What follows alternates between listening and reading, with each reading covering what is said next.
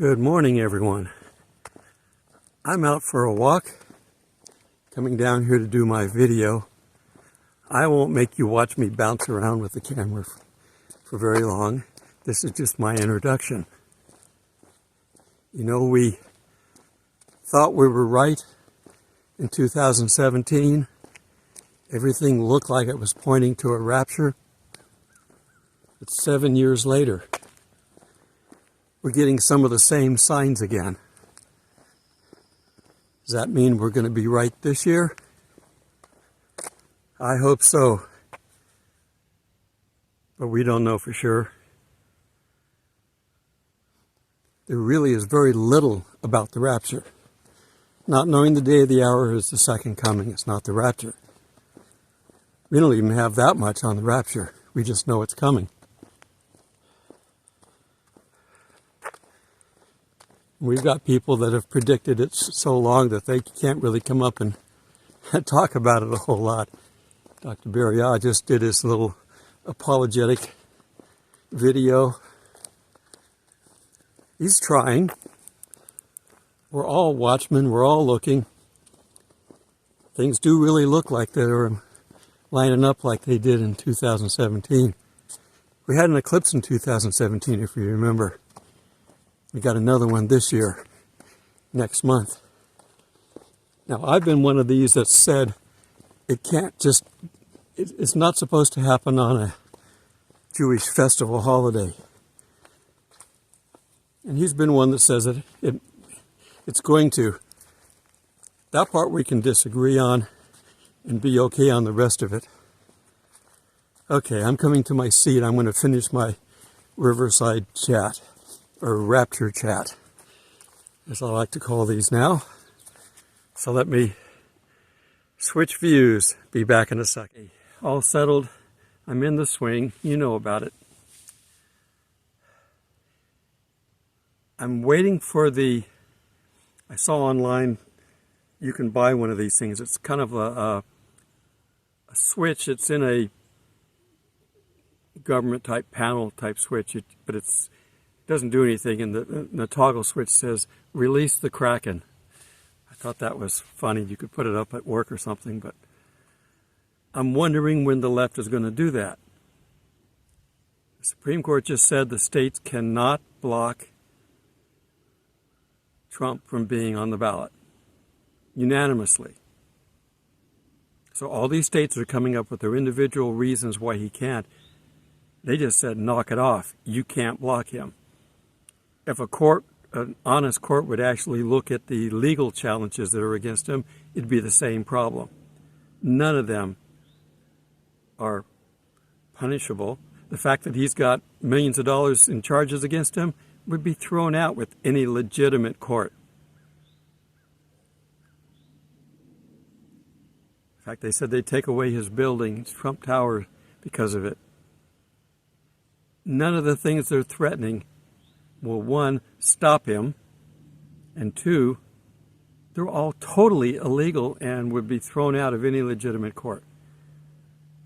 So what are they going to do? They've made so much progress for their 2030 agenda. Are they going to back away and just say, okay, we'll put it away on the shelf and come back later in another 20, 30 years? No. They've got their big guns waiting. Amongst all the honest people that came across the border, there are tens of thousands of dishonest people that came across the border. They're either because they were told they would get paid by the government to cause problems. You know, there's a power plant not too far from here, and somebody said, well, they're putting up a fence. Maybe it's to hide something. Well, that's our conspiracy theorist working again. And that's a possibility. But more likely, the reality is they got to keep people out. When you're putting barbed wire up, facing out over a fence, that's to keep people from coming in. Whichever way the barbed wire is facing is the threat.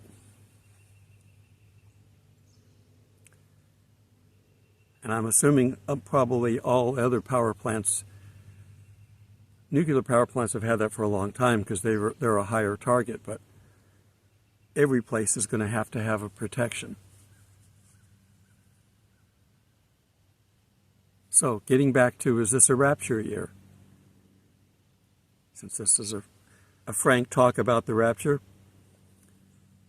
we thought 2017 was definitely it, 2017. Because we had the Revelation 12 sign. We also had an eclipse across the United States. Dr. Barry held up a map showing how the eclipse is going to look this year. If you turn it sideways, it kind of looks like a Aleph, the first letter of the Hebrew alphabet. I don't know if that means anything or not. God likes to do things, and let us see that he can multitask and do a dozen different things all at the same time. So we have the left pushed up against the wall. We have major things happening this year. Israel's in a war. The United States is being undermined from within, being destroyed from within. This would be a good year to get out of here. I got to pay attention to my time. I don't remember how long my first little intro was, but not very many minutes. We've got lots of time. I just got to keep an eye on it. And I can't say so much stuff that I'd like to say because we're doing well on YouTube. I've survived. They go for about a week, and it's about 3 weeks into the month. They take away my ability to attract people to this page. My views go down, everything goes down. Partially it's because they don't like the channel, and partially because if they can get me demonetized enough, they don't have to pay me. At least for this month. Eventually I get paid, but if they can get it down below the $100 threshold, see, I don't make a ton of money off of this. It barely, if anything, covers my expenses. I'm not doing this to get rich. I don't have a big church. I don't have a church plane or a bus or anything like that. It's me. I don't even have anybody to help on this, and I'm not saying I need to. I'm just trying to show you the size of my ministry here. It is small. Now, I'm not ordained. I never have been, never will be. I don't do things by the rules just because there's rules. I do things because God tells me to do them, in which case I don't have to have earthly rules for those. Me doing a daily video is God inspired. First off, he told me to do this back in 2020. We had just had the Revelation 12 sign just before that. We've been talking about it, and he finally said, now's the time to do it. So we've been talking about it since the Revelation 12 sign. And I go, God, how long do I have to do this? I can't do this forever. You can't, I can't create, not thinking about he's involved, I can't create a daily video with my creative mind. You're going to have to do this. He finally convinced me that I do a daily video as long as he can inspire me. So that means I have to stay ready, keep the channels open. If I block the channels, I don't have a theme. Now, I've been doing it for so long. Unfortunately for you, I could probably do this without God's help, and we got to watch that. I should never do that, but I might be able to pull it off. I don't ever want to do that either. I pray that I never have to. Now, God might let me wing it while he's standing right next to me, but it's never going to be one of these, okay, God, thank you. You go help somebody else. I'll take over. We never want to do this. But he convinced me to do a daily video, and he has been very reliable. God is consistent through the Bible. Reliable is a key word in that. he says he's going to do something, he's going to do it. Message from my son. I'll have to go look at it. I'm going over there tomorrow. Someone's coming down here. I don't know who it is. It's a visitor. All the state vehicles are white. This is bright blue. So if I get too close, I'll have to stop and talk to him. So I'll stop the video. Anyhow, God has been very good about keeping me updated. I create a new video, theoretically, with a theme for every day. They're right behind me, so I'm going to go ahead and shut this down and I'll be back. Hang on. All right, I'm back. Had a bunch of cars come in. They all together, I guess. I'm going to go for a hike. It's a nice day for it. It's cool. Not cold, cool. Pretty soon it's going to be so hot out here. I'll be in t-shirts when I come down here. I'm looking right at the river. You've seen my picture before of this, so I'll just tell you about it. Again, it's the same as it was yesterday. It's up but not as high as it was, and it's muddy.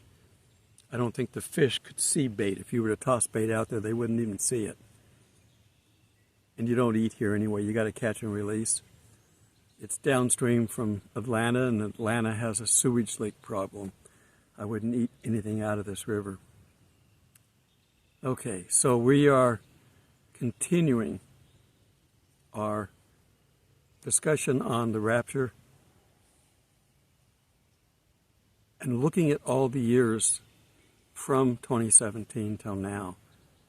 There's so many things that are lining up this year. The same year as the Revelation 12 sign, we had the eclipse. We got an eclipse this year. We have a late Easter. It's into April. I don't know that that has anything to do with it, but it's unique in the timing of things that it's fallen so far ahead like it has. I'm going to move over so I cover that car. I don't like that people even know that I've got other people out here. Because most of the time it's so quiet you don't know that there's anybody out here. Our noisy neighbors that we had in one of the campsites were here for their 2-day party event. They called up the emergency number one night, Saturday night I think, about 12:30 at night. Called the emergency number. We need firewood. Jack Palance, City Slickers. If you remember the movie. So I was shaking my head when I heard that. Waking the ranger up at 12:30. And then continued to party until 2 or 3 o'clock in the morning. I just do what I normally do because I expect noise out here, more so than in the summertime than now. I put my earplugs in. During the day I've got headphones on with my computers as I'm watching videos or creating videos.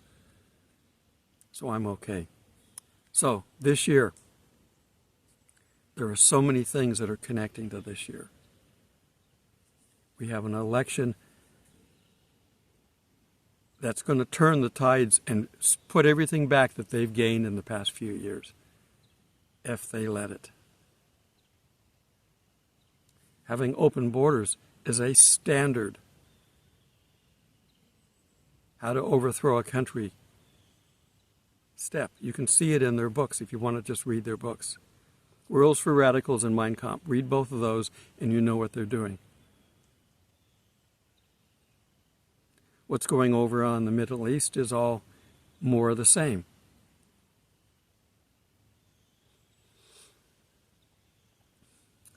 The Shiites are getting strong again, continuing to get strong. And the Sunnis are not. They're holding their own, but they're not getting stronger. They're not buying more military. They're not getting more military backing from other countries other than the U.S. I think they're in danger. the Houthis managed to sink a ship.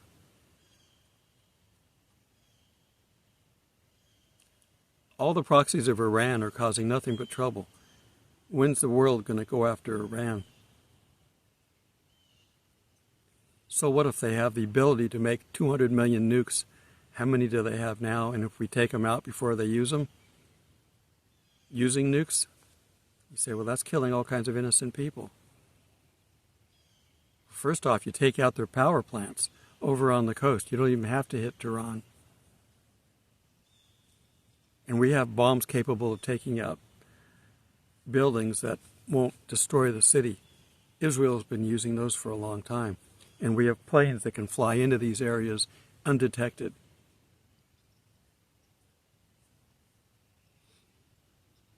I'm not advocating war. You avoid war at all costs. But if you have no choice, you put all your effort into it.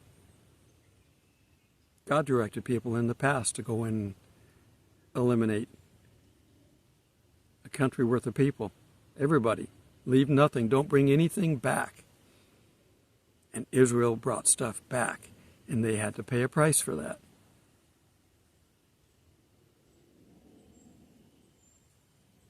I say, why would God order something like that? We don't really know for sure. We believe the flood was caused because of the Nephilim. But I don't know, are they still here? It seems like they are. Certainly demon-possessed people are all around the world doing things. The atrocities that you're seeing. And these people are on drugs. A non-Christian on drugs doing atrocities. Whoa, does that sound like a place for a demon to get in and do something? And we're going to see a lot more of it. People that are out and about now are afraid to go to any place. I think we've had, 10 major incidents at colleges in the last week or so? Deaths and stabbings and other things. I don't know if it's all deaths, but certainly major events. People that are so full of hate, just needing an opportunity. And there's a lot of good people still on this planet that haven't accepted Christ yet. If Satan can take them out before they accept Christ, he probably wins. I don't know. Only God knows the hearts. But that would be his goal, is to take somebody off this planet before they accept Christ. So if he thinks they're going to be a Christian, if their name's in the book of life, God's going to protect them. But Satan tries anyway. He tried to kill Jesus when he was a baby and he missed. He didn't care about killing all the babies in the town. To him, life is nothing. Unless you're bowing down to him, you're nothing. And he can't force people to do that. God already knows. Okay, so this could be the year. It's important that you don't give up on it, even if it's not. But don't put your whole, if you're going to gamble, and I've lived in Reno growing up for part of my time. If you lived there, you didn't gamble because you knew that there's really no gambling involved. You put your trust in God and let him direct you. But don't gamble. You don't know. Now, are we gambling on the rapture? Not if you're listening to me, you're not. I'm telling you that we should be doing the same thing we should be doing every day, whether the rapture is now or in 1,000,000 years from now, or never going to happen. You don't change your life because you think you're going to get out of here before you have to pay the dues. God wants all of us to be working. That's why we're here. And that's why there's a rapture. We're done working, and he's going to take us out. So until you're raptured, you should be working. People say, I can't. I'm home alone. I've got this, I've got that. That's okay. If you physically can't work, if you can't do things, if you can't go out and go door to door or talk to people at church or whatever, that's fine. God understands that. But I've said before,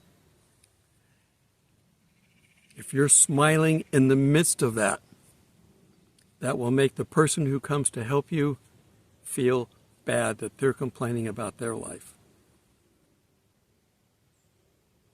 So there's still things you can do, even if it's to put a smile on your face. Because smiles are catchy. And even when you don't feel like it, and I've told people this before and they've tried it, and you can prove it. If you're feeling down, force the smile on your face and hold it there. It's hard to hold that and not feel better. Some of us look like this all the time. And if you do this, you don't feel happy. But if you force yourself, you feel happy. Now, I look goofy, but that's okay. Yeah, I could be goofy.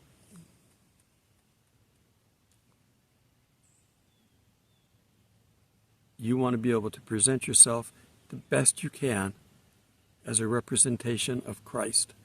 What would Christ be like if he were here? What would Christ be like if he were here and had a physical problem? You say he could heal himself.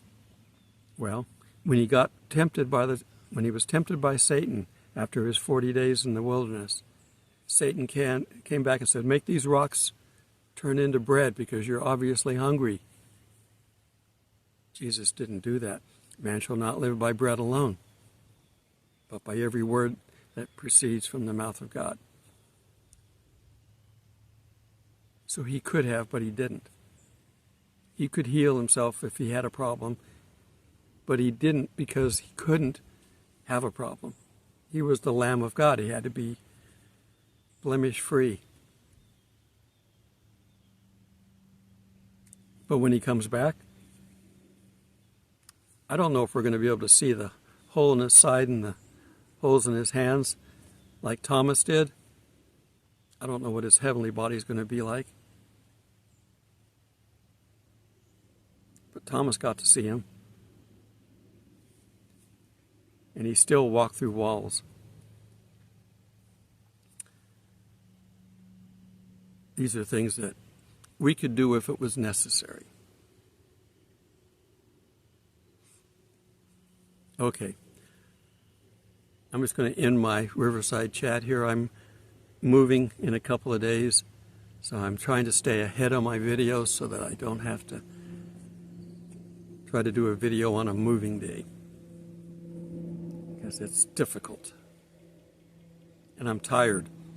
I'm finding myself, because of my knee and not getting enough activity, I'm finding myself more tired lately. So pray for me in that. I need to find stuff that I can do now. I've got straps that I can do, but those are boring. I used to belong to a gym because I hate working out when I'm by myself. Put me in a gym environment and I got to work out because I got to impress everybody I'm working out around. Don't want to see them having me cheat. I only did 9 instead of 10 reps, If you think somebody's watching, you do better. Well, guess what? God's always watching. Till we meet in the clouds, God bless.